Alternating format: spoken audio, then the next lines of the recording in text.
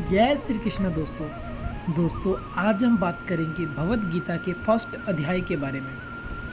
क्या है इसके पीछे की कथा और महत्व, आज हम आपको इस वीडियो के माध्यम से बताएंगे।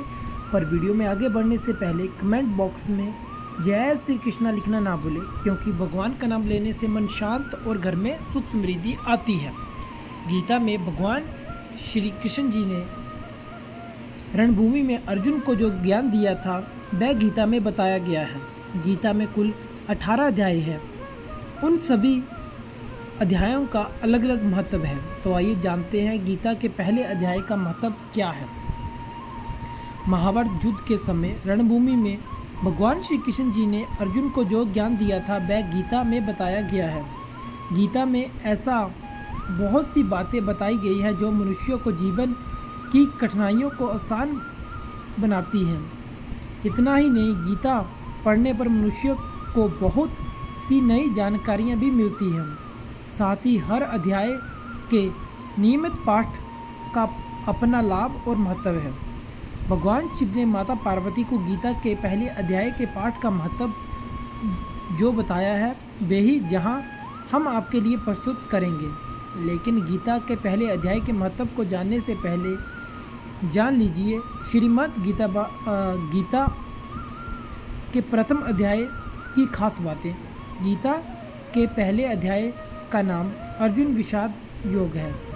इस अध्याय में कुरुक्षेत्र के मैदान में उपस्थित बंधुओं और संबंधियों को सामने देखकर अर्जुन के मन में उठे विषाद और मन स्थितियों का वर्णन किया गया है, जिसे ये धृतराष्ट्र को बताते हैं। गीता के प्रथम अध्याय का महत्व। एक समय पार्वती जी ने पूछा, महादेव जी, किस ज्ञान के बल पर संसार के सब लोग आपको शिव कहकर पूछते हैं? मृगशाला ओढ़े और अपने सभी अंगों में शमशान की विभूति लगाए, गले में सर्प और नर मुंडों की माला पहने हुए, इनमें तो कोई भी पवित्रता नहीं, फिर आप किस ज्ञान से पवित्र माने जाते हैं? तब महादेव जी ने उत्तर दिया कि हे प्रिय, सुनो, मैं गीता ज्ञान को अपने हृदय में धारण करने से पवित्र माना जाता हूँ। इस ज्ञान से मुझे बाहर के कर्मों नहीं व्यापते। तब पार्वती जी ने कहा कि हे भगवान, जिस गीता का ज्ञान आप ऐसी स्तुति करते हैं उसे श्रवण करने से कोई तीर्थक भी हुआ है? तो महादेव ने उत्तर देते हुए कहा कि इस ज्ञान को सुनकर बहुत से जीव तीर्थार्थ हुए हैं और आगे भी होंगे। मैं तुम्हें एक पुरातन कथा कहता हूँ, तुम सुनो। एक समय पाताल लोक में शेषनाग की शैया पर श्री नारायण जी नैन मूंद कर अनंत में मगन थे। उस वक्त भगवान के चरण दबाते हुए लक्ष्मी जी ने पूछा, हे प्रभु, निद्रा और आलस को इन पुरुषों को व्यापता है जो जीव तामसी होते हैं। फिर आप तो तीनों गुणों के अतीत हो, आप तो वासुदेव हो, आप तो नेत्र मूंद रहे हो, इससे मुझको बहुत आश्चर्य है। नारायण जी ने उत्तर देते हुए कहा, हे लक्ष्मी, मुझको निंद्रता आलस नहीं व्यापता। एक शब्द रूप जो भगवत गीता है उसमें जो ज्ञान है उसके कार रूप है। ये गीता शब्द रूप अवतार है। इस गीता में एक अंग है, 5 अध्याय मेरे मुख है, 10 अध्याय मेरी भुजा है, 16वां अध्याय मेरा हृदय है और मन और मेरा उद्धार है, 17वां अध्याय मेरी जांघ है और 18वां अध्याय मेरे चरण हैं। गीता श्लोक की मेरी नाड़ियाँ हैं और जो गीता के अक्षर हैं वो मेरे रोम हैं। ऐसा मेरी शब्द रूपी जो गीता ज्ञान है उसी के अर्थ मैं हृदय में विचार करता हूँ और बहुत आनंद प्राप्त करता हूँ। लक्ष्मी जी बोले, हे नारायण जी, जब श्री गीता जी का इतना ज्ञान है तो इसको सुनकर कोई जीव कृतार्थ हुआ है सो मुझे कहो। तब श्री नारायण जी कहने लगे, लक्ष्मी जी, गीता ज्ञान को सुनने बहुत से जीवों का कृतार्थ हुआ है, सो तुम श्रवण करो। एक व्यक्ति था जो चंडालों के कर्म करता था और तेल नमक का व्यापार करता था। उसने एक बकरी पाली। एक दिन वह बकरी चराने के लिए वन में गया और वृक्ष से पत्ते तोड़ने लगा। वहाँ उसे एक सांप ने डस लिया, जिससे उसकी तुरंत मौत होगी। मरने के बाद उसने बहुत से नरक भोगे और फिर उसका जन्म बैल रूप में हुआ। उस बैल को एक भिक्षु ने मोल लिया। भिक्षु उस पर चढ़कर सारा दिन भीख मांगता, फिर जो कुछ भिक्षा मांगकर लाता वह अपने परिवार के साथ मिलकर खाता और वो बैल सारी रात द्वार पर खड़ा रहता। उसके खाने पीने का भी कोई ख्याल नहीं करता था और सुबह होते ही बैल पर चढ़ता, फिर मांगने के लिए निकल जाता। जब बहुत दिन हो गए तो वो बैल भूख से गिर गया, लेकिन उसके प्राण नहीं निकले। नगर के लोगों ने देखा और उस बैल को कोई तीर्थ का फल दे तो कोई व्रत का फल दे, तब भी उस बैल के प्राण नहीं छूटे। एक दिन गणिका आई। उसने लोगों से पूछा कि जहाँ कैसी भीड़ है, तो उन्होंने कहा कि उसके प्राण नहीं निकलते, अनेक पुण्यों का फल दे रहे हैं तो भी उसको मुक्ति नहीं हो रही। तब गणिका ने कहा, मैं जो कर्म किया है उसका फल मैंने इस बैल को दे दिया। इतना कहते ही बैल की मुक्ति हो गई। तब बैल ने एक ब्राह्मण के घर जन्म लिया।